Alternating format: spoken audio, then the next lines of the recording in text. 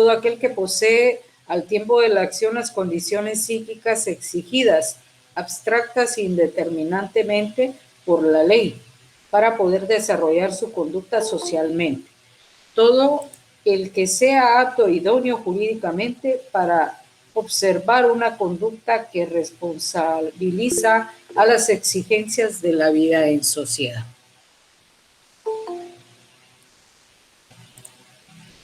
Bien, los que no puedan o que ya no tengan para carga en su teléfono, pues esperemos que no tengamos ese problema, sobre todo Juan Carlos, que va a estar grabando la clase, y él, pues ustedes ahí después vean la clase o el video de la clase.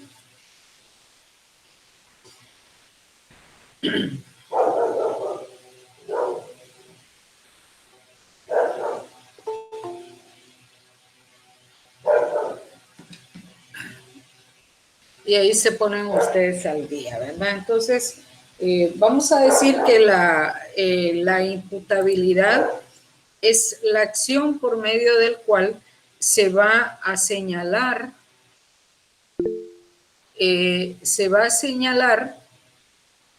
es la página 88.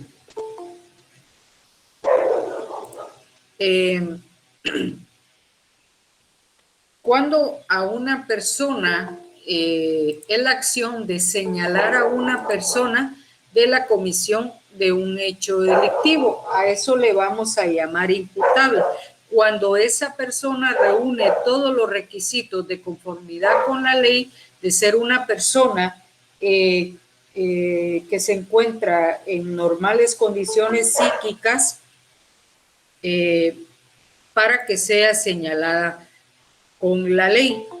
Al contrario de la imputabilidad, tenemos las causas de inimputabilidad, que ya sabemos nosotros que está regulado en el artículo 23, en donde se señala que los menores de edad y las personas que padecen un trastorno mental no pueden ser imputables, es decir, que no se les puede sindicar, no se les puede señalar de la comisión de un hecho delictivo.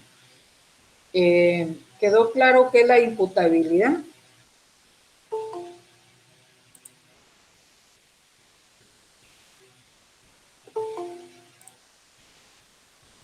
Lic, da un ejemplo de imputabilidad, así aplicándolo a algún caso de la...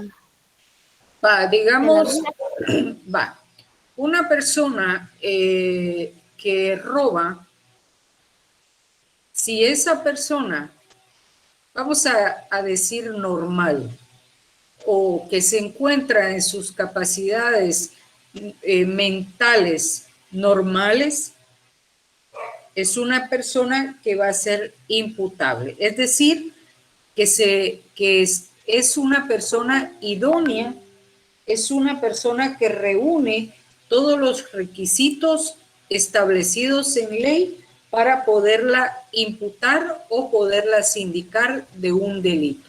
Es muy diferente cuando hablamos que un niño, llamamos niño de acuerdo a la Ley de Protección Integral de Niñez y Adolescencia, a aquellos de 13 años para abajo. De 13 años para arriba se les llama adolescentes. Los niños y niñas de 13 años para abajo, a ellos no se les puede sindicar, no son imputables. Pero a los adolescentes que conforman las edades de 13 años hasta antes de los 18 son imputables. Es decir, que reúnen todos los requisitos establecidos para ser procesados y juzgados.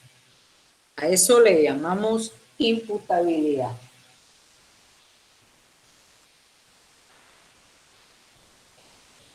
Sí, ¿le quedó claro, Mariel?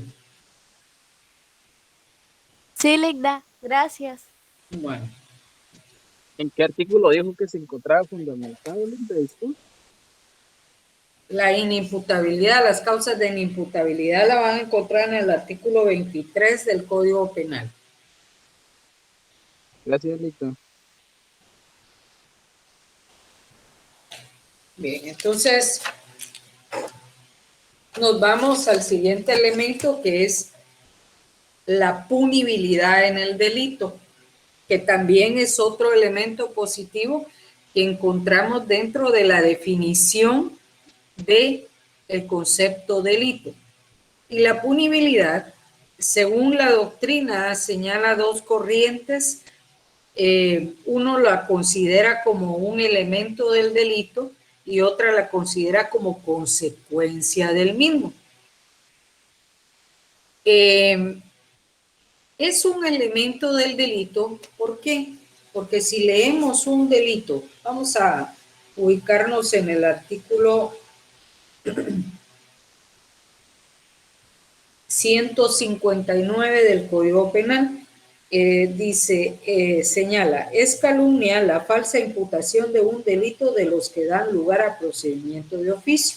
El responsable de calumnia será sancionado con prisión de 4 meses a 2 años y multa de 50 a 200 quetzales. Entonces es parte del delito, ¿por qué? Porque está señalado dentro de los elementos del delito como una sanción.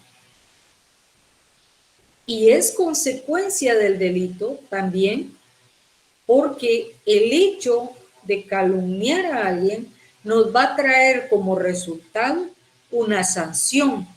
Y la sanción aquí es de prisión de 4 meses a 2 años y multa de 50 a 200 quetzales. Entonces, la punibilidad nos la define como elemento del delito. Sostienen este criterio, creen que los que sostienen este criterio creen que la conducta humana típicamente antijurídica y culpable, para que constituya delito se requiere que esté sancionada como una pena. De esta manera, la punibilidad resulta ser elemento esencial del delito. Y vamos a irnos al artículo.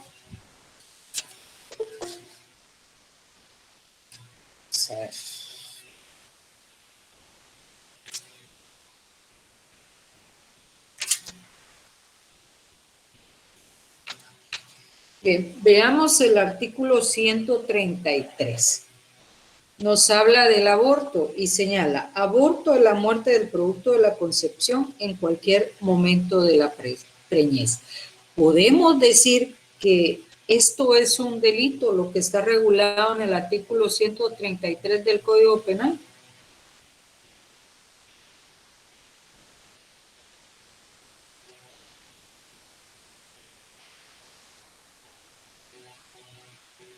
Solo uno. Yo pienso que sí, Ligda. Igual pienso que sí, porque es como negarle la vida a alguien. O Sí, quitarle la pero vida. escuchen bien lo que define. Licta, Escuchen bien lo que... Sí, Oscar. yo pienso que no, porque dice que tiene que haber, tiene que estar estipulada una sanción. Así es, para que pueda constituirse como delito. Entonces, si está la conducta delictiva y no está la sanción, no puede ser un delito.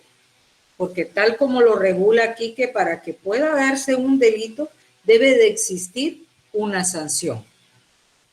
Para quien preguntó, la punibilidad no la tenemos estipulada en el código. Yo les di el artículo 24, que son las causas de inimputabilidad. Quiere decir que las personas que no ingresan ahí son imputables, ¿no? Es decir, una persona que se encuentra en sus 5 sentidos, que es idónea en cuanto a no padecer trastornos mentales, a no ser menor de edad, es imputable. Entonces, por eso les daba el artículo 24 del Código Penal. 23 es, perdón. Bien, entonces veamos. la punibilidad como consecuencia del delito.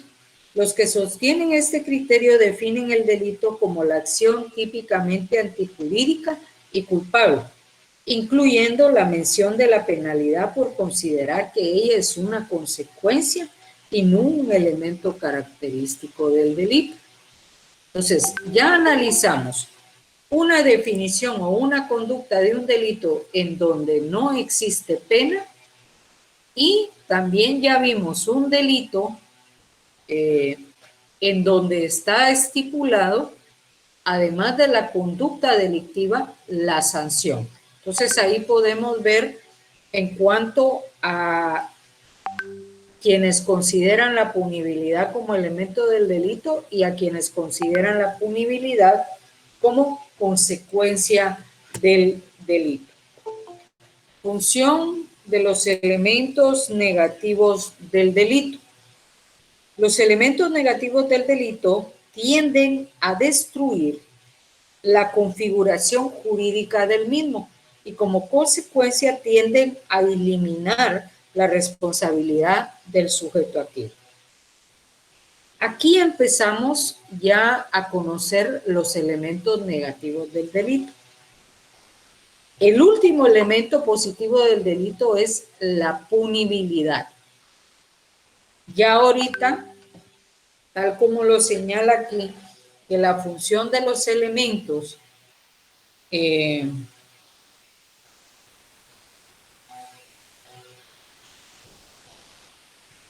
los elementos negativos del delito tienden a destruir, tienden a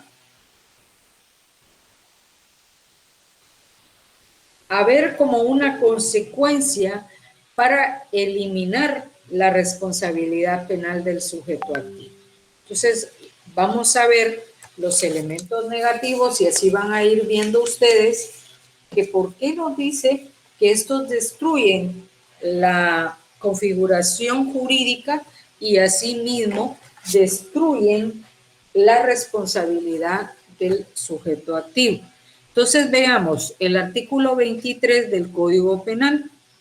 De acuerdo a nuestra ley, en Guatemala no son imputables y por ende tampoco responsables penalmente los menores de edad y los que en el momento de la acción u omisión no posean a causa de enfermedad mental, desarrollo psíquico incompleto o retardado mental de trastorno mental transitorio.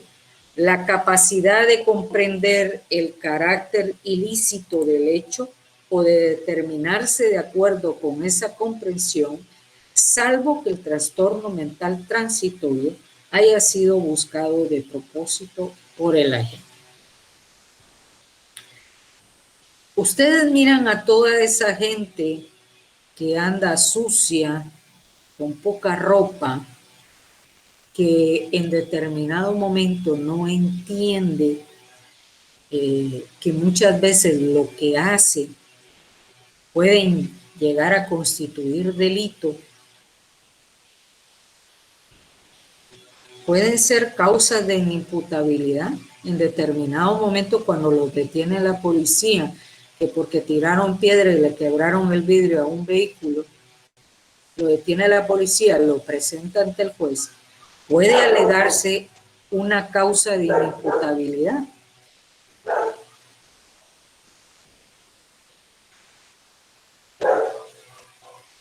Solo uno. Yo considero que no, licenciada. ¿Que no qué? Que no, porque dice a menos que haya sido buscado de propósito por el agente. Siento yo. Va. Ustedes se han dado cuenta de esas personas que viven en la calle, no los bolitos, ¿verdad? Las personas que a veces nos encontramos con todos sucios, con ropa rota, esas personas que en algún momento no pueden comprender, ellos andan en su mundo. muchos realizan acciones que pueden llegar a constituir delito, pero a la larga una evaluación psicológica puede establecer que ellos pues tienen problemas mentales, ¿va? Por eso les decía, si ellos en un determinado momento que ustedes fueran sus abogados, ustedes pueden solicitar la aplicación de una medida de una causa de inimputabilidad. En las causas de inimputabilidad reguladas en el artículo 23 tiene dos. ¿Cuáles de ellas aplicarían? Si las aplicarían.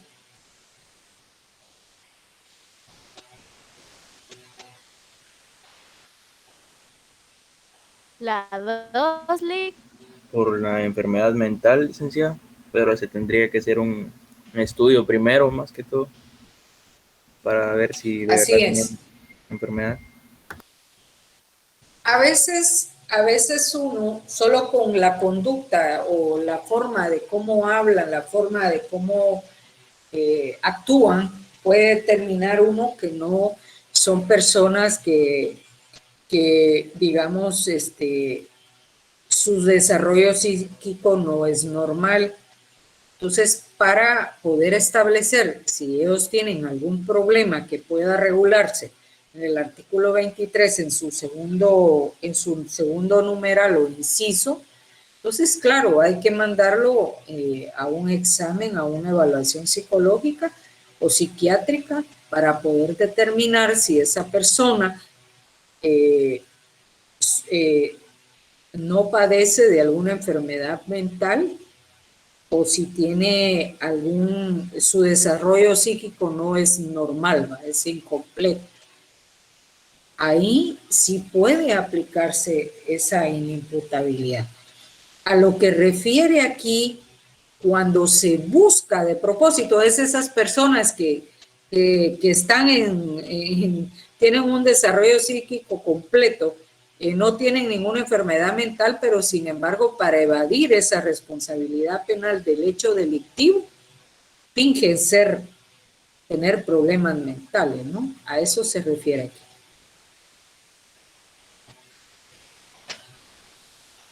Lick, Sí. esto está relacionado con las medidas de seguridad. Sí, las que están en los delitos, sí, en los que están en la parte general del Código Penal, sí. Aquí, en lugar de aplicarles una sanción de prisión, puede aplicársele una medida de seguridad para que esta persona pueda ser ingresada a un centro especializado, ¿no?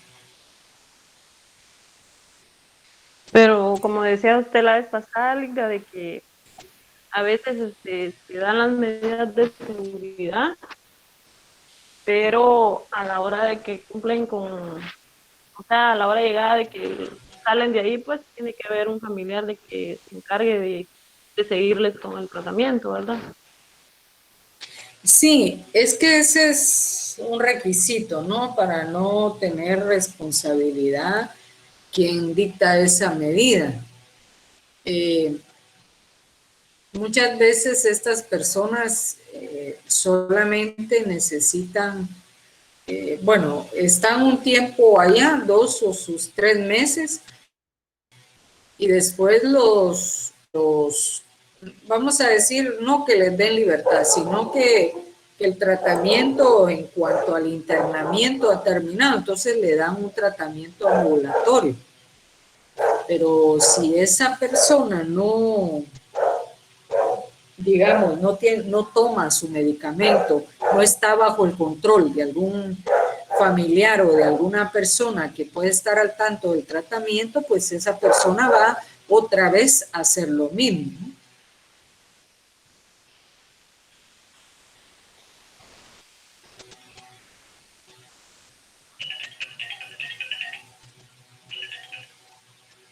Entonces, las medidas sí son un poquito de pensar en su aplicación, pero cuando son necesarias, hay que darlas, ¿verdad?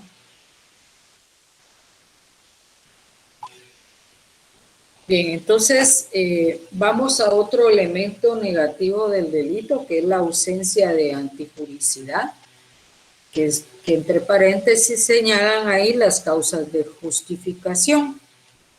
Entonces, señala aquí que básicamente para tener ante nosotros un delito, es necesario que se realice un comportamiento humano subsumible en un tipo de conducta que encuadra en alguna descripción de la parte especial del Código Penal. Pero puede ser que tal comportamiento típico se encuentre justificado por alguna de las circunstancias que señala el artículo 24.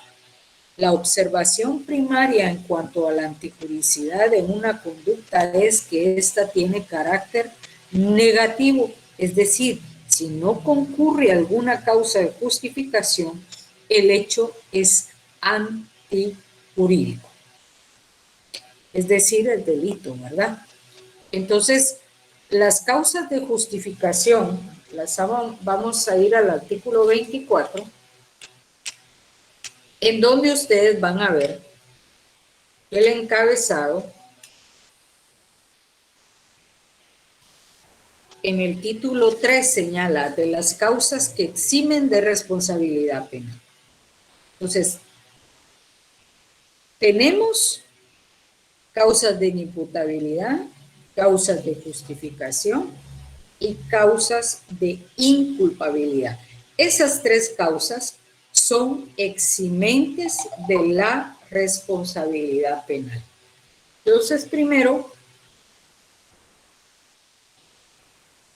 vamos a ver como ausencia de antijuricidad, es decir, ausencia de no delito, ausencia de una acción que no puede ser señalada como delito porque se dan las causas de justificación. Entonces tenemos como primer causa, el artículo 24, la legítima defensa. La legítima defensa señala obrar en defensa de su persona, bienes o derechos o los de otra con el fin de protegerse ante una agresión ilegítima no provocada y utilizando medios necesarios para el efecto.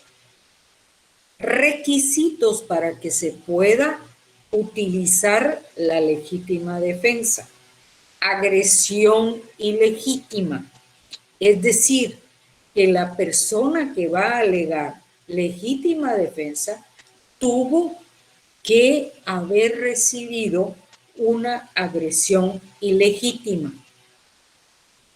Necesidad racional del medio empleado para impedirla o repelerla. Es decir, que si la persona que está atacando tiene una pistola y el que se está defendiendo tiene un arma más sofisticada, el medio empleado para impedir esa agresión ilegítima no es racional, no tiene una necesidad racional. Y por último, la falta de provocación suficiente por parte del defensor.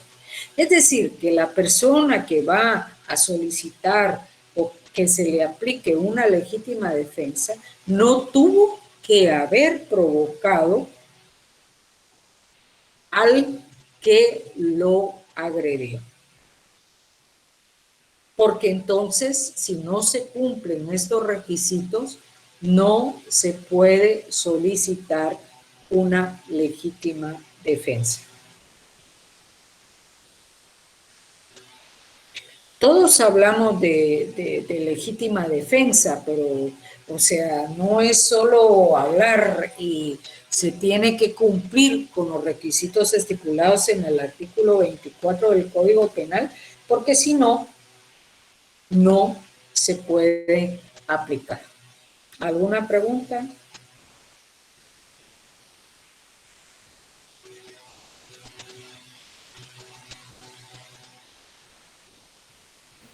Licenciada, una pregunta. Dígame. Con eso de las armas que dijo, no me quedó muy claro. O sea que si él tiene un arma más pequeña y yo lo mato con un arma de un calibre más Tiene, alto, entonces, ¿cómo? No entendí esa parte, si me lo mire, podría volver. pues, el medio con el cual usted se va a defender tiene que ser racional. ¿Qué se entiende por racional? Que digamos que si la persona que lo está agrediendo tiene una, vamos a decir, una pistola, y usted viene y saca una K-47 o saca uno de aquellos, ¿cómo se llaman estos que suenan? Cañones, en donde usted tiene una gran ventaja. Digamos una K-47 o un fusil, usted dispara más rápido 1000 veces que una pistola. Entonces ahí el medio racional es diferente. O una escopeta, sí. O digamos aquel que viene con una navajita y usted viene con un arma de fuego. Ahí no hay un medio racional para poder decir, bueno, es un medio racional y Y esté un guardia cumpliendo de con el seguridad, requisito, ¿no? ¿Cómo? cuando asaltan una tienda y un guardia de seguridad mata al asaltante. Ajá, pero digamos que el asaltante iba con un cuchillo y el guardia generalmente tienen una escopeta. ¿Qué es lo que tienen? Sí, por lo general siempre cargan armas, los delincuentes van 9, pero el guardia de seguridad siempre porta una 12 o una 38, pero más he visto con 12. Pero digamos, el que carga el delincuente con el que carga el guardia es casi lo mismo, ¿no? Viera de que la escopeta 12 supuestamente dicen de que es una como arma de defensa que no hace mucho daño cuando es de lejos, pero cuando es de cerca sí. Ajá, pero le quiero decir que cuando hablamos de una escopeta, en determinado momento el efecto que produce también una 9 milímetros es porque la escopeta creo que hay que cargarla. Yo no sé nada de armas, pero he visto que la escopeta tiene 2 cañones, ¿no? No, no es esa. Ese es el rifle. Bien, a veces tienen 2 cañones, pero por lo general solo tienen uno. El de abajo solo es para cerrajeo. Pero yo he visto muchos casos en los que al guardia de seguridad cuando llegan a asaltar a una tienda y él, obviamente ese es su trabajo, ¿no? Y le toca matar a alguien porque cuando miran guardia de seguridad le dispara pues a matarlo de una vez.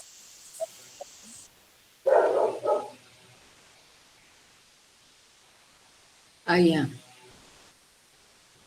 Pero por eso les planteo, una escopeta produce igual efecto que una 9 milímetros, una pistola, porque claro, las dos van a matar, ¿va? Pero digamos, el efecto de rapidez, porque es que fíjese, Levin, con lo que usted dice, Sí, bueno, en el efecto de guardia. rapidez es mejor el arma pequeña. Entonces estamos hablando de que en determinado momento, si existiera una petición de legítima defensa en cuanto al arma, pudiera cumplirse con el requisito. Ahora, con lo que no se puede cumplir, bien, hay una agresión ilegítima, pero si el guardia, al ver que entran los asaltantes, viene y dispara, ahí no digamos, la agresión ilegítima no es hacia él, sino que es hacia el propietario, donde está exigiéndole algo, ¿no?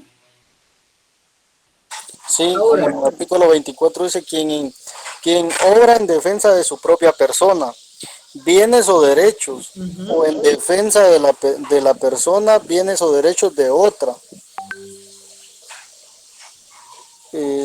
siempre que concurran las circunstancias siguientes, ¿va? Agresión legítima, o sea, cuando alguien va a asaltar una tienda, va con una agresión directa, pues, ya va con hecho pensado anteriormente. sí, pero yo le comentaba porque usted señala que, bueno, el guardia está contratado para dar seguridad y proteger los bienes Así es, de quien lo contrata, ¿no? así es. Pero en lo que usted dice que el guardia solo ve y dispara a matar, ¿va? Ajá. Pero para poder reclamar o pedir una legítima defensa tendría que haber una agresión ilegítima. No necesariamente para él, sino que también para quien le está pagando o para quien está protegiendo. Sí, No porque solo la vida de... la vida de la persona que le está pagando para protegerla se ve amenazada cuando le ponen el arma en la cabeza y le dicen dame el dinero. Entonces, Ahí estamos, ajá, ahí estamos. Ahí estamos, que se vea la agresión ilegítima, ¿ya? Porque si el guardia solo acciona su arma por accionarla sin existir una agresión ilegítima, ahí no puede aplicarse una legítima defensa. ok. Ahora bien, aquí se señala la legítima defensa putativa, pero nosotros en el artículo 24, pues ahí claro está solo la legítima defensa. No estamos hablando de otra, pero esto es una cuestión doctrinaria y que mucho se utiliza lo que es la legítima defensa putativa. Se da cuando el sujeto cree erróneamente que concurren los presupuestos objetivos de la legítima defensa. Bueno, eso lo tenemos regulado en el artículo 25.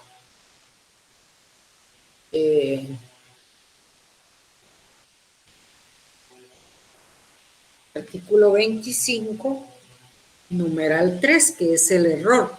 Ejecutar el hecho en la creencia racional de que existe una agresión ilegítima contra su persona, siempre que la reacción sea en proporción al riesgo supuesto. Como que,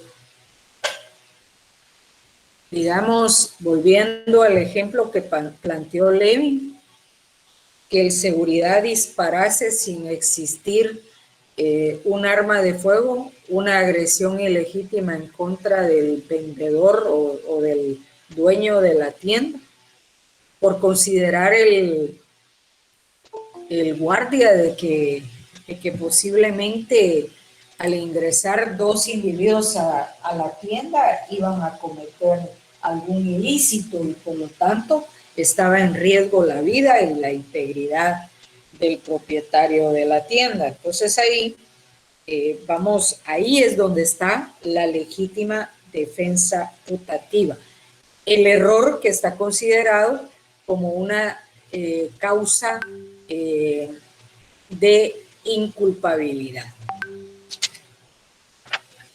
Bien, entonces nos vamos a otra causa de justificación, que es el estado de necesidad, y eso lo tenemos en el artículo 24, numeral 2 del Código Penal. El estado de necesidad señala que cuando se comete un hecho obligado por la necesidad de salvarse o salvar a otros de un peligro no causado por el sujeto voluntariamente ni evitable de otra manera, siempre que el hecho sea en proporción al peligro. Digamos que un vehículo viene bajando un cerro y se le van los frenos. De un lado, o sea, del lado izquierdo, vienen dos ciclistas y del lado derecho van caminando 6 niños. Entonces, por no ir a golpear a los niños, se va y golpea. Vamos a poner un ejemplo menos en donde no hay involucrado solamente personas. Digamos que al vehículo se le van los frenos. De un lado van 5 niños, los llevan del colegio, lo llevaron a pasear y van bajando ese cerro. Y por otro lado, pues hay una vivienda X.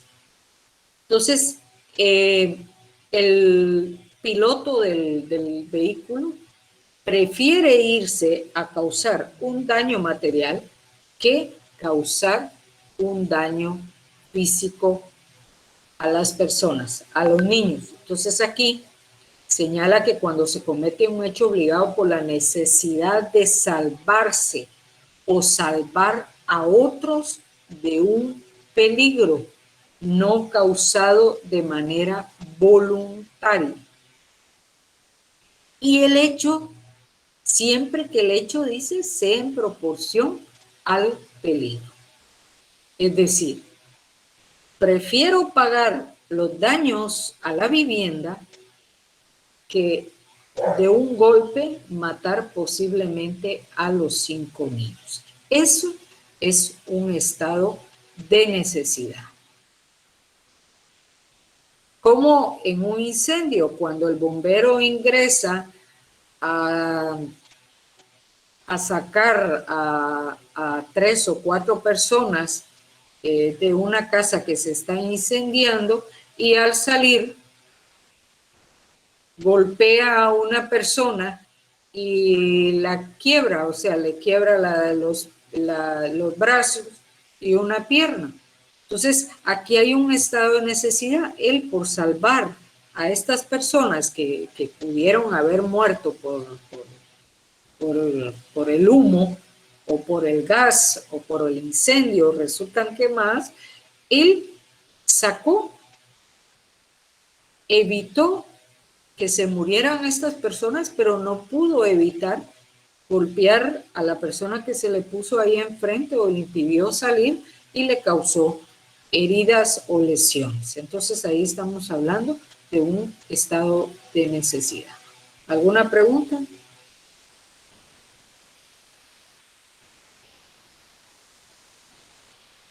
Bien, entonces veamos la última causa de justificación, que es el ejercicio legítimo de un derecho. Quien ejecuta un acto ordenado o permitido por la ley en ejercicio legítimo del cargo público que desempeña, de la profesión a que se dedica, de la autoridad que ejerce o de la ayuda que preste a la justicia. Eso lo tenemos regulado en el artículo 24, numeral 3. Entonces, ¿cómo se va a dar ese legítimo ejercicio de un derecho?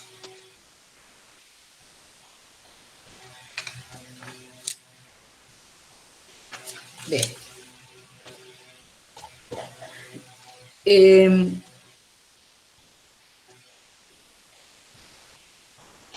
¿Han oído ustedes cuando la policía va persiguiendo a un delincuente armado? Para evitar que ese delincuente cause un daño, dispare en contra de alguien, mate a alguien o lo lesione, el policía dispara. Es posible que lo mate o es posible que lo lesione. Él está ejecutando un acto ordenado o permitido por la ley. está en ejercicio legítimo de un cargo público que desempeña, una profesión a que se dedica, de la autoridad que ejerce o de la ayuda que preste a la justicia. Entonces, en este caso, el ejemplo, ahí el agente está cumpliendo con brindar seguridad a las personas y evitar en determinado momento o protegiendo la vida y la integridad de la ciudadanía. Y por lo tanto se da el ejercicio legítimo de un derecho. ¿Tienen alguna pregunta, compañeros?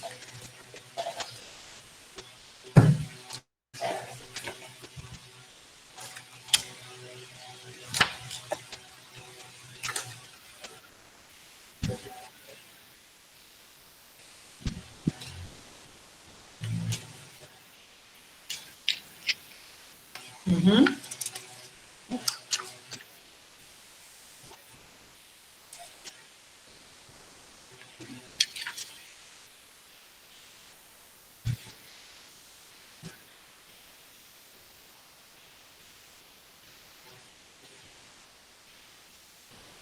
Bueno, está sus funciones, sus atribuciones como agente, ¿no?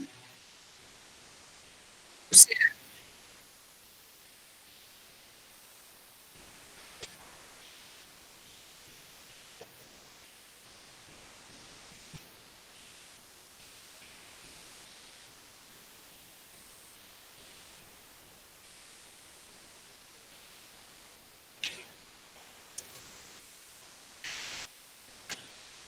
no, es que aquí tendría que, digamos, ¿cuál es la función que tiene él? De proteger, pues sí, dentro de la seguridad tenemos la protección de la vida y la integridad de cualquier ciudadano que se encuentre en ese momento de riesgo. O sea, no es solo, ya veo corriendo un delincuente, lo voy a tirar a matar, como tiro al blanco, no. Ese delincuente tiene que estar poniendo en riesgo la vida y la integridad de algún ciudadano. Y la vida y la integridad hasta del mismo agente. Entonces, media vez él cumpla con esas atribuciones de su cargo sin extralimitarse, porque si se extralimita, entonces ya hay delitos que se le pueden señalar, ¿verdad? Por incumplimiento de deberes. Uh-huh. No, por abuso de autoridad, sí. Como dice usted, hasta dónde se puede determinar.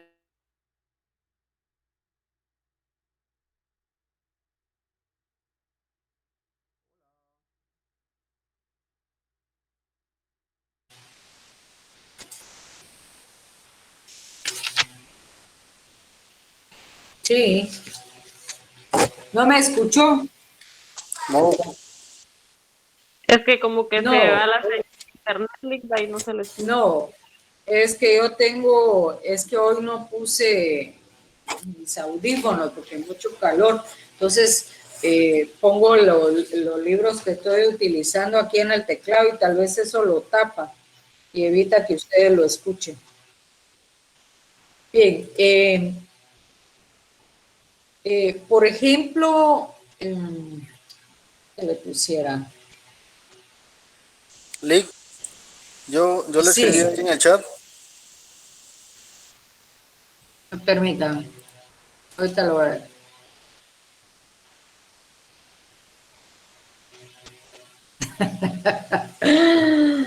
Ay, no. Bueno, ahí no podría decirse eso.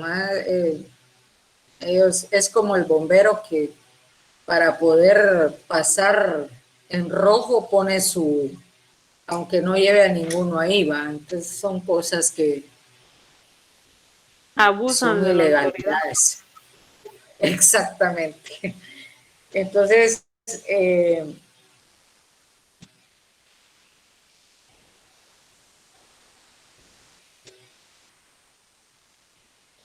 Mire, pues,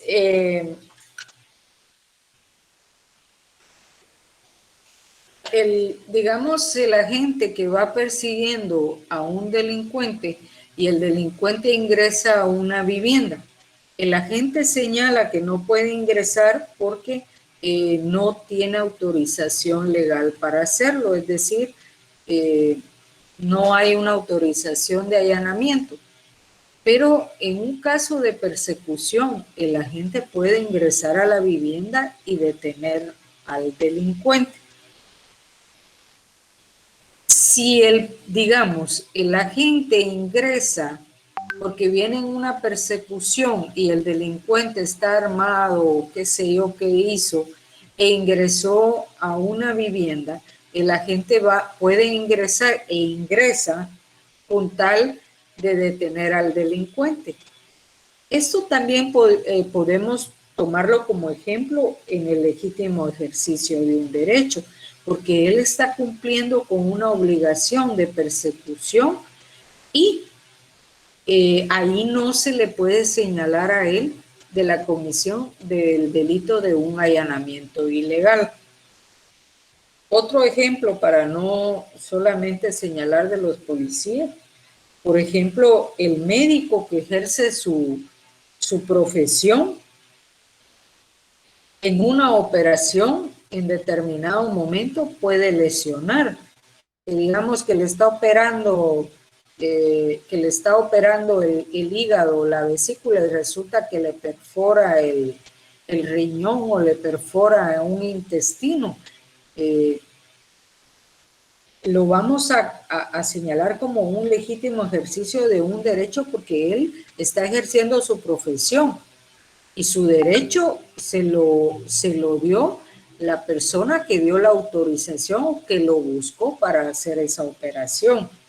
Ahora, los errores que puedan causarse dentro de la operación, pues en determinado momento, si se llegara a probar unas lesiones culposas o mala práctica, entonces pues ahí ya estaríamos hablando de otro asunto, ¿verdad? Pero aquí hay un ejemplo que señalan en el caso de un abogado. El legítimo ejercicio de un derecho también se da en el ejercicio de una profesión.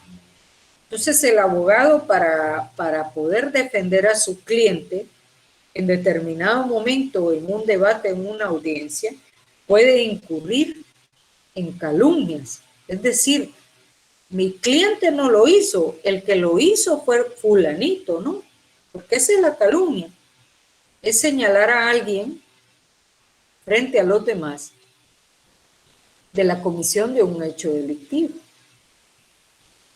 Entonces, mi cliente no es culpable, él no participó, el que participó y es responsable es fulanito, aunque no sea así, pero él está ejerciendo ese legítimo ejercicio porque es su profesión y tiene que defender al cliente a como dé lugar. ¿Alguna pregunta?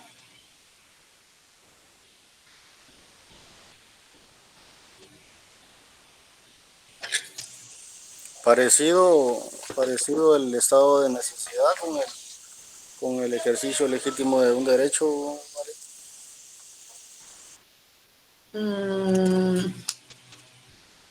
Porque en el primero dio el ejemplo de un bombero, ¿verdad? Que rescatando a la persona puede que le haya quebrado un brazo. Y en el segundo, pues yo me quedé con el ejemplo del policía, ¿verdad? Que siguiendo a un delincuente puede ingresar a una vivienda sin tener orden de allanamiento. Ajá. Sí, son parecidos, pero no pueden dar motivo a confusión porque el Código Penal le señala una cosa diferente, ¿verdad? Voy a ver si les busco aquí otro ejemplo más claro.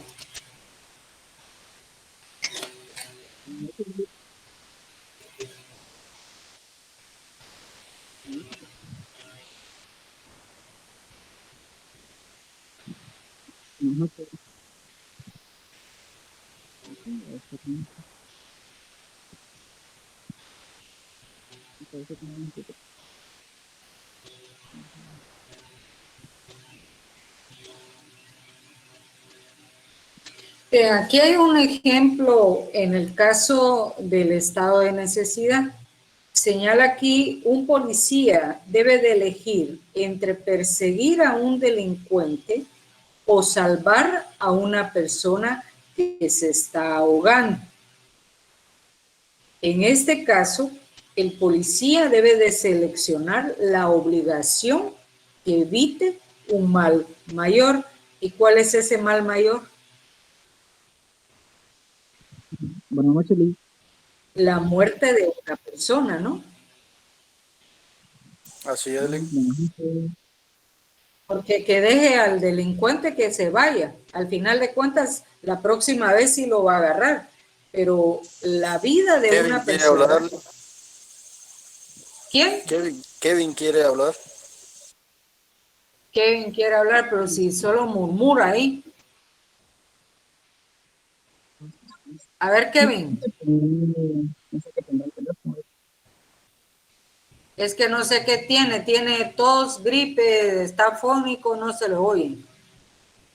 Qué raro, a lo mejor el teléfono es. Ahí Pues sí. estamos, ahí estamos.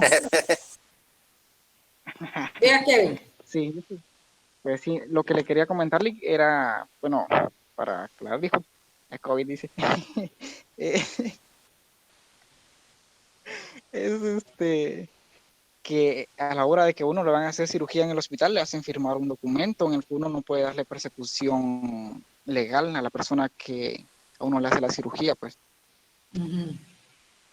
Sí, y ya en el caso de que sea, bueno, yo, como usted lo acaba de indicar, ¿no? En el caso donde vengan y le perforen otro órgano adentro a uno, imagino y ellos pueden abocarse en eso, en el documento que lo hacen firmar a uno. ¿Usted qué Sí, me dice? es un poquito complicado, fíjese, Kevin, porque, o sea, no es que suceda, generalmente estos errores que se dan pueden ser señalados como delitos culposos, porque no hay una intención, ¿va? El médico no entra con el pensamiento, hoy al que voy a operar le voy a perforar los dos pulmones, no, eso sucede por accidente. Puede ser que por alguna negligencia o algo, ¿no? Pero en algún momento puede iniciarse el proceso por alguna negligencia médica. Pues tal vez en el hospital, por ser público, se dan esas cosas, pero yo he escuchado muchos procesos en los cuales se han cometido muchas negligencias por los médicos y han sido procesados.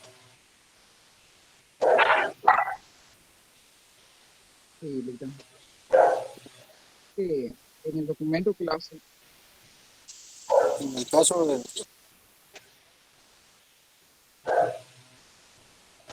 Es que yo no sé si él no se pega el teléfono, no sé qué pasa, que no se escucha, Kevin.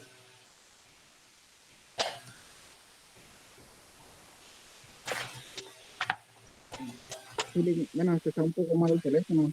Creo que el teléfono le dio COVID. Ahí está, es que si se lo acerca, se oye mejor. Así como le decía, Lick, yo conocí otro caso, ¿no? Donde por negligencia a una persona que le iban a hacer una cirugía en el abdomen, le dejaron los intestinos expuestos y ocurrió una infección. Y realmente esta persona falleció. Y yo le digo, Sí, ahí en es este que caso mire, coincidí, pues, no hay ninguna persecución. es que fíjese que,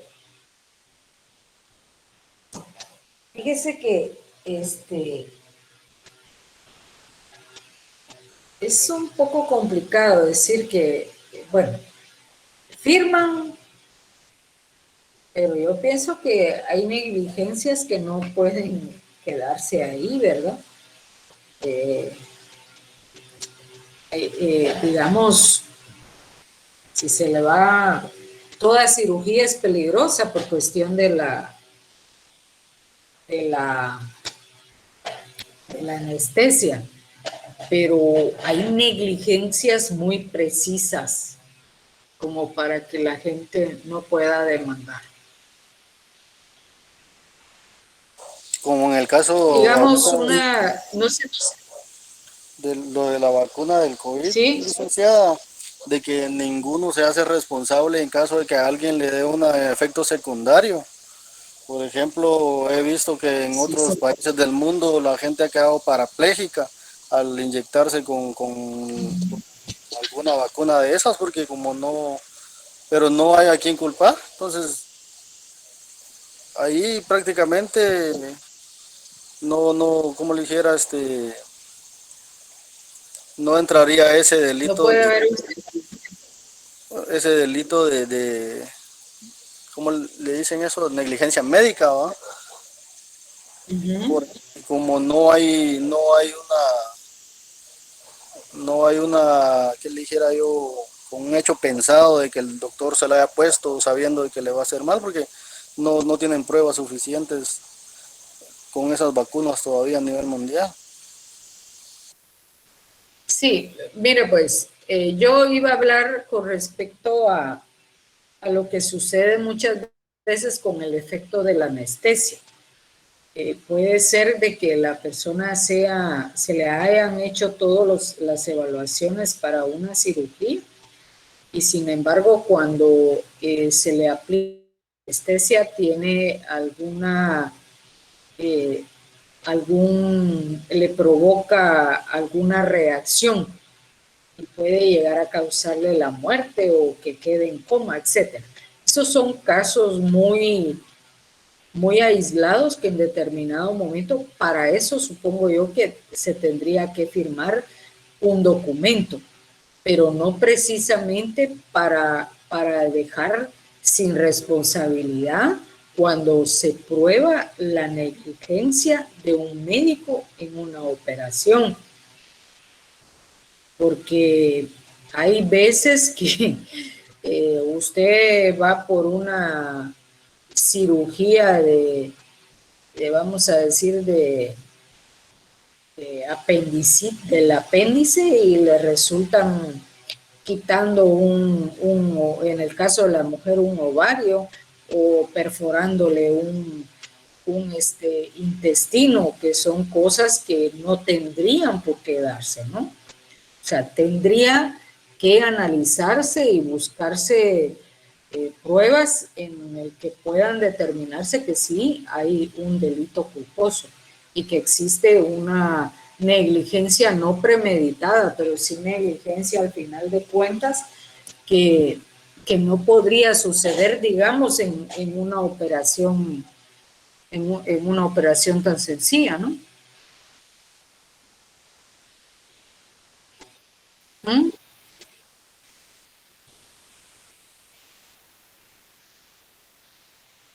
Sí, bien.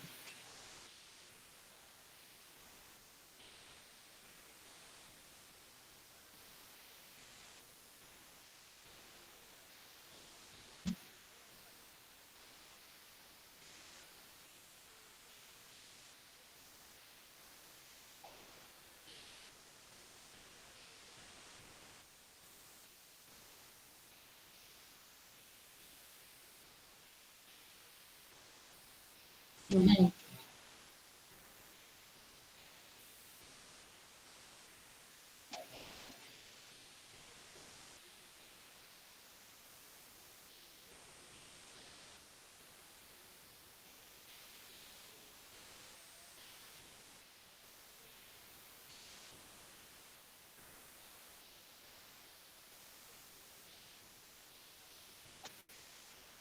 ujú.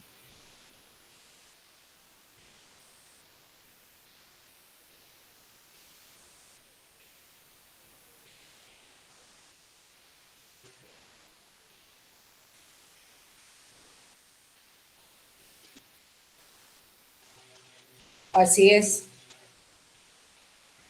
Sí, gracias.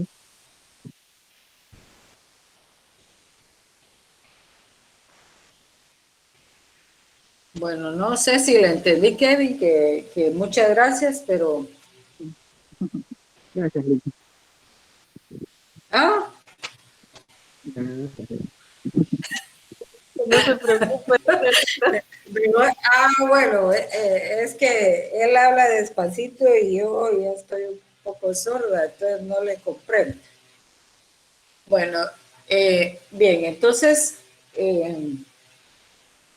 veamos las causas de inculpabilidad que están reguladas en el artículo 25 del Código Penal y señala que, al igual que las causas de imputabilidad y las causas de justificación, las causas de inculpabilidad son eximentes de la responsabilidad penal del sujeto activo. Y en este caso, porque el elemento subjetivo del delito, que es la voluntad de la gente, no existe. En ese sentido, las causas de inculpabilidad son el negativo de la culpabilidad como elemento positivo del delito y surgen precisamente cuando en la comisión de un acto delictivo no existe el dolo, culpa o preterintencionalidad. Entonces, eso, como les dije, está en el artículo 25 y el numeral primero del artículo 25 del Código Penal señala lo que es el miedo invencible. Para que exista jurídicamente la comisión de un delito y que ésta pueda ser imputado o determinado sujeto, es imprescindible que la gente actúe libre y voluntariamente en la ejecución del mismo, lo cual no sucede cuando el sujeto activo, por miedo que le es invencible, porque le está coartada la voluntad de actuar libremente. Hemos visto en los delitos de extorsión o muchas veces en la participación de grupos criminales, llámese maras o grupos antisociales, que para cuando una persona inicia en la agrupación, son enviados muchas veces a extorsionar, muchas veces a matar. Pero de todos estos que están iniciando en la agrupación, hay quienes que por miedo están en esa agrupación, es decir, cometen los ilícitos por miedo, porque tienen miedo a ser asesinados, tienen miedo a que maten a su familia, a que violen a las mujeres de su familia. Entonces, él prácticamente en la comisión del delito no la está realizando de una manera libre y voluntaria, sino más bien detrás de él existe miedo que hace de que él no actúe libremente ni lo haga voluntariamente. Y luego en el numeral 2 tenemos la fuerza exterior. En este caso se trata de una vis absoluta, es decir, un tipo de violencia física o material que se torna en irresistible, ejercida directamente sobre la humanidad del sujeto activo, que anula total y absolutamente su acción, y si actúa lo hace como mero instrumento, no solo privado de su voluntad, sino en contra de ella misma, de tal manera que si comete el delito, existe falta de acción por parte del sujeto activo y por lo tanto está exento de responsabilidad penal. Entonces, ahorita les voy a a dar un ejemplo.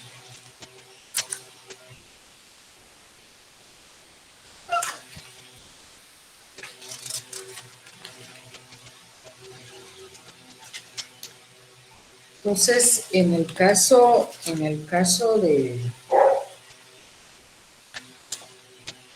de la fuerza exterior, vamos a decir, tal como está señalado en el folleto, que el sujeto actúa privado de su voluntad para la comisión de determinada acción. O sea, este comete el delito, pero no quiere cometerlo. Sin embargo, tiene que hacerlo porque está siendo obligado. Solo permítame, le voy a dar un ejemplo más claro para que no quede.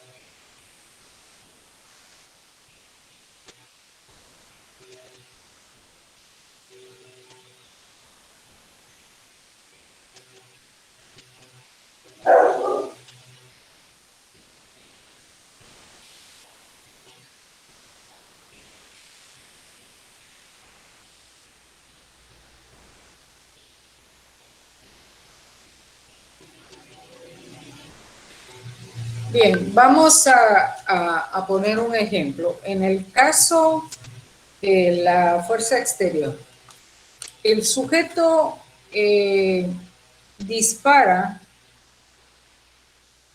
contra alguien, pero resulta que ese disparo no solamente lesiona a una persona, sino que también lesiona a otra.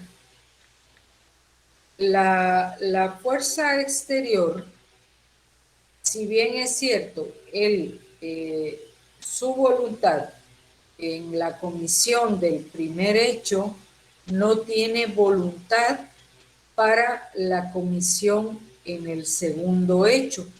Es decir, que esa fuerza exterior de cometer el ilícito de dispararle a alguien provocó que lesionara a otra persona. Pero déjeme aquí, estoy buscando otro ejemplo más claro.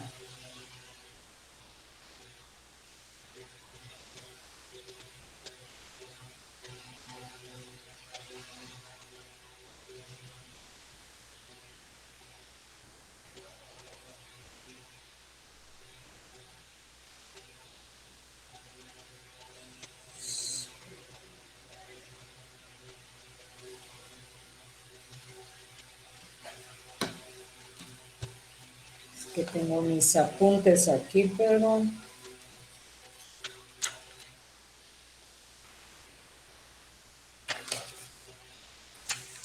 Es como que si mandaran a un marero que se está iniciando en alguna mara, ¿vale?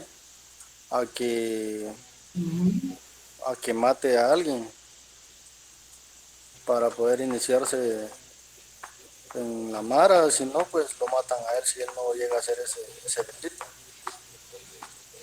sí puede ser ese el ejemplo, ¿no? que la persona tenga que hacerlo no por voluntad, sino porque está siendo obligado. Sí, porque sería una fuerza exterior que lo está coercionando para que haga el delito. Así es. ¿Alguien que tenga otra opinión?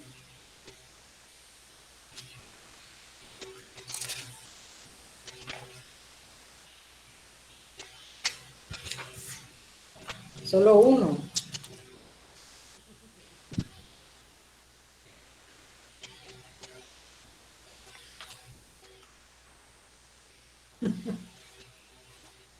Así no van a aprender.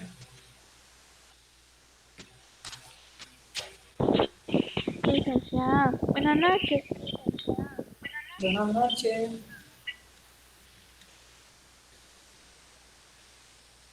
Sí, Catherine.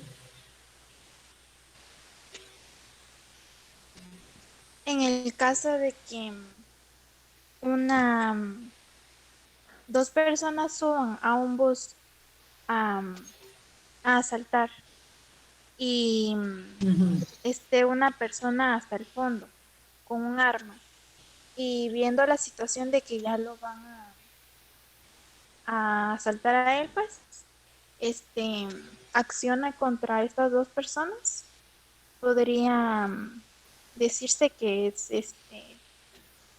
el miedo invencible, ¿no?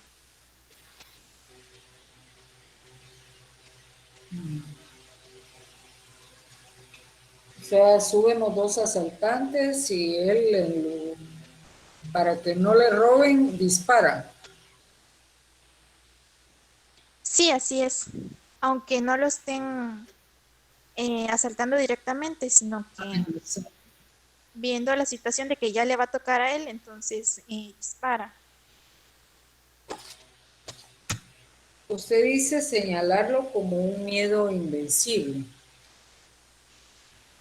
Así es. O Puede sería en ser. defensa propia. No, porque en defensa propia tendría que existir una agresión ilegítima en contra de él, ¿no? Directamente. Porque al final de cuentas Ajá, solamente están asaltando. así es. Pero entonces, ¿cómo sería esa situación? Bueno, en ese caso se puede señalar como un miedo invencible, porque prácticamente él está actuando no voluntariamente, pero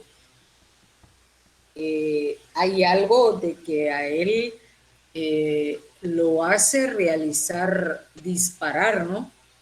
Utilizar esa arma, pensando en que posiblemente pueda afectarle a él en determinado momento. Ahí cabría el miedo invencible.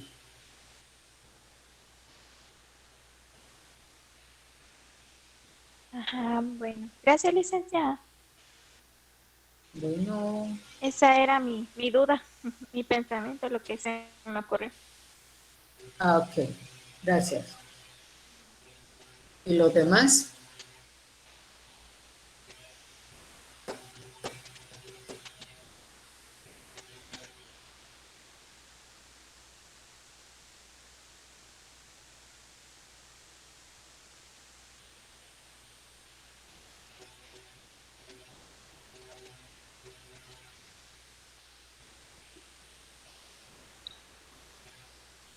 Lic. Sí.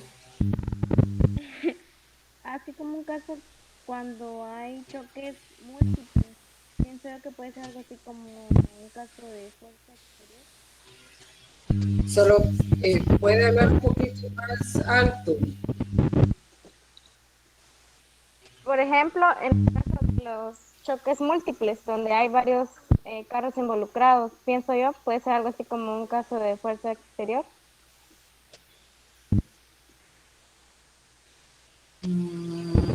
Pero ¿en qué sentido? porque es un delito culposo. Pero, por ejemplo, he visto casos donde un tráiler que se pasa llevando varios carros, entonces todos los carros se sufren un daño, pienso yo.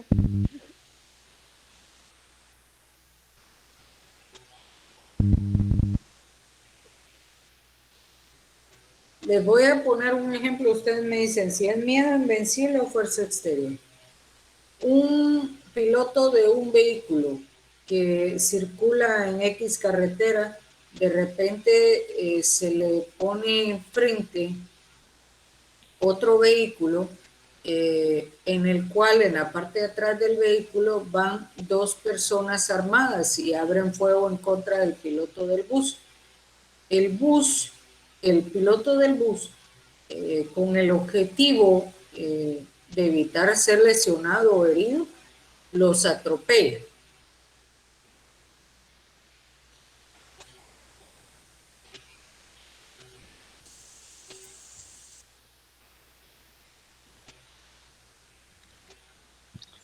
Allí es Que el por miedo miedo, invencible. Linda, porque miedo invencible, Miedo invencible. porque él lo hizo. ¿Por qué lo hizo? ¿Qué? Sería miedo invencible Por miedo a que lo evitar mataran, la- Linda. Pero terminen. No, Él actuó no voluntariamente. no me cuentan. Él actuó voluntariamente en la ejecución de ese acto por tal de salvar su vida.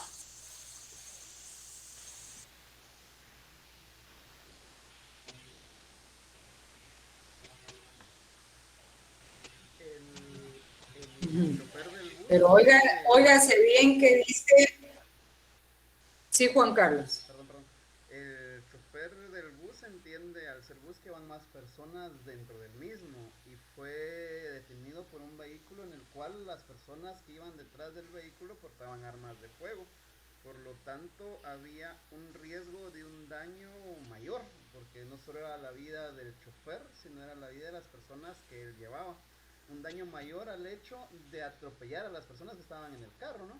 Entonces pienso que por esa razón, y citando el texto que dice que es un hecho impulsado por medio invencible de un daño igual o mayor. De repente es mayor el daño de que asesinen al chofer y a las personas del bus a el daño de que las personas que van en el pick-up sean atropelladas. Entonces, por eso pienso que es miedo invencible, al igual que lo que comentaban los demás compañeros. Pero como al chofer del carro también lo iban amenazando. Pero pienso, esta calidad la plática, pero pienso de Sí, porque que dice no- porque le está cortada la voluntad de actuar libremente. Pero eso pasó con el del vehículo pequeño, Exacto, que lo iban obligando con las armas a que él manejara.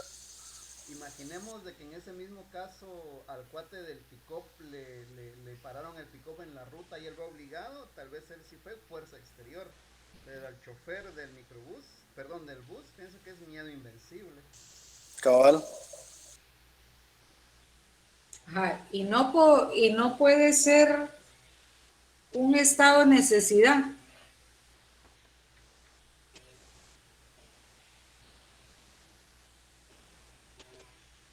Bien, Migda, puede ser un estado de necesidad. Explíqueme, ¿por qué? Porque él tiene la necesidad de salvarse y de salvar a otros, como indica en la definición ahí, que corren un peligro de que los maten. Y el delito, digamos, el resultado que provocó el hecho de atropellar es menor al que pudo suceder si estos sujetos mataban a todos los... Así es, Migda. Entonces, ahí es más un estado de necesidad. Porque miren, el miedo invencible señala que la persona con miedo invencible no actúa libre ni voluntariamente en la ejecución del delito. ¿Por qué? Porque le está coartada la voluntad de actuar libremente.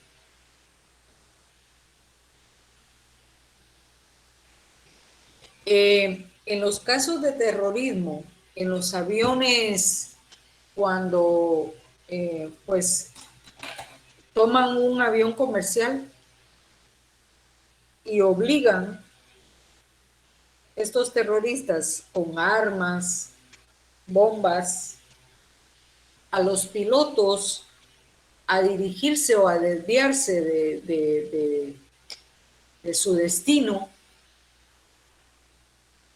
ahí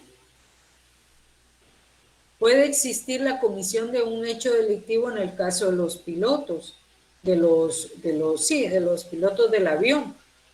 Sin embargo, ellos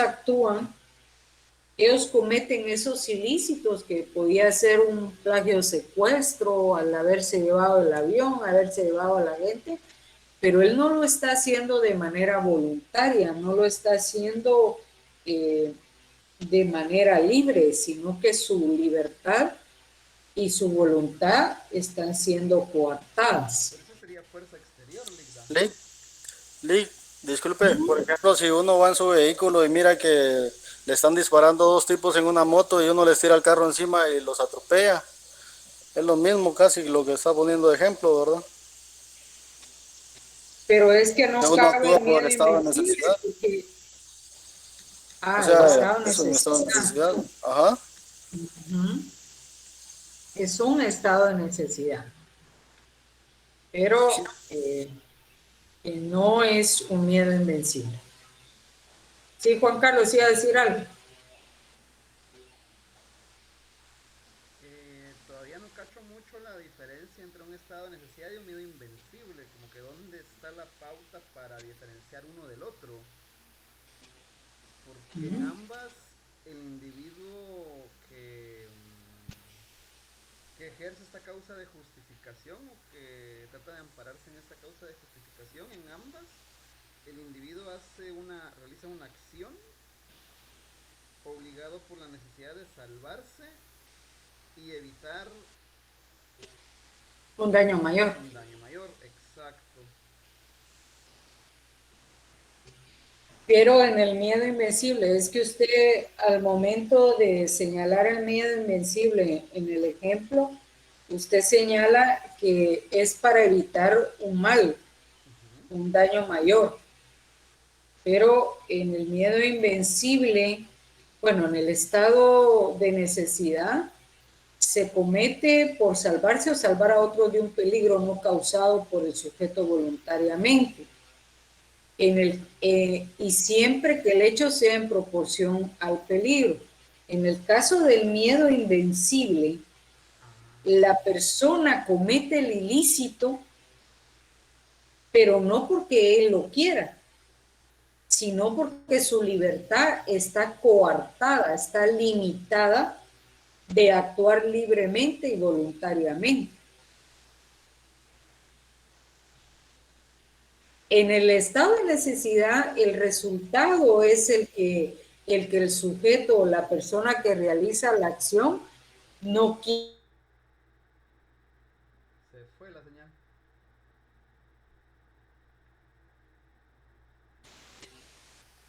Se fue la señal por un momento. En uno actúa libremente y en otro es casi obligado. Pero obligado por una... No por alguien, no por un factor externo, sino obligado, obligado por su sensación de miedo, no por un factor externo, porque ahí cambiaría entonces la tipificación. Es como... Sí, pero mire, Juan Carlos, bueno, no mire, escuche. Vamos a poner el ejemplo en el caso del estado de necesidad.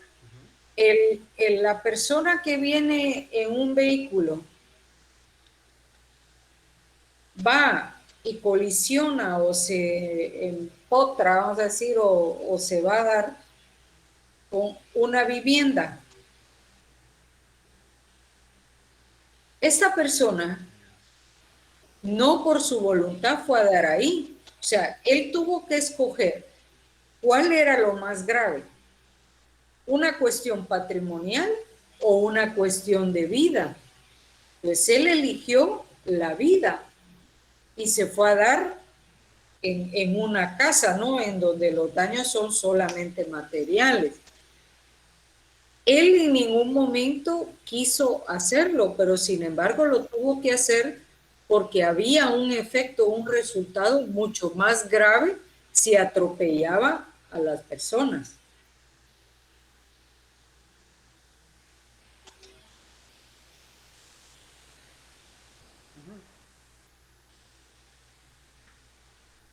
Bueno, vamos a hacer lo siguiente. Vamos a continuar mañana. Yo les voy a buscar más ejemplos así mucho más específicos para que ya puedan ustedes diferenciar una cosa con la otra. Buenas noches. Buenas noches. Mire, esto digo yo que ya sería con hecho pensado o no sé, que por ejemplo le llegaron a asaltar el local a un señor, ¿va? Ujú. Él les dio todo, accedió a que se llevaron todo y pero al final le disparan aún su hijo y y él entonces va a perseguirlos y los mata a los dos. Ya sería por venganza, ¿va? Sí, es que ahí no, digamos, no hay ninguno de las justificaciones. En todo caso, podría incurrir en delitos, por ejemplo, hay un delito que se llama homicidio en estado de emoción violenta. Podría caber ahí, pero una causa, un eximente, o sea, matar, ver cómo le matan al hijo y posteriormente él va a matar, no es un... fíjese que podría caber esa cuestión de que usted está sentado en su negocio y de repente llegan dos sujetos con un arma y antes de que le digan algo los sujetos, usted viene y dispara.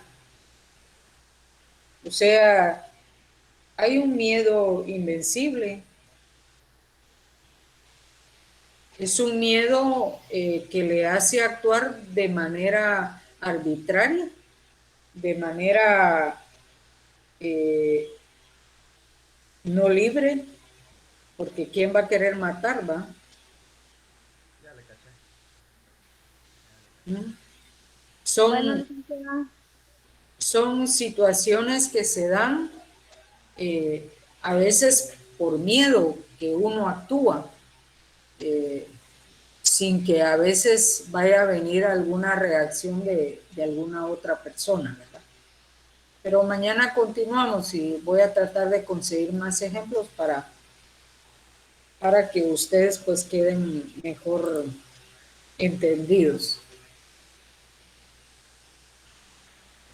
Bien, entonces nos vemos mañana.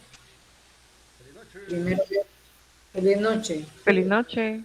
Feliz noche, Liz. Buenas noches. Feliz Feliz noche, noche, Liz. licenciada. Buenas noches. No,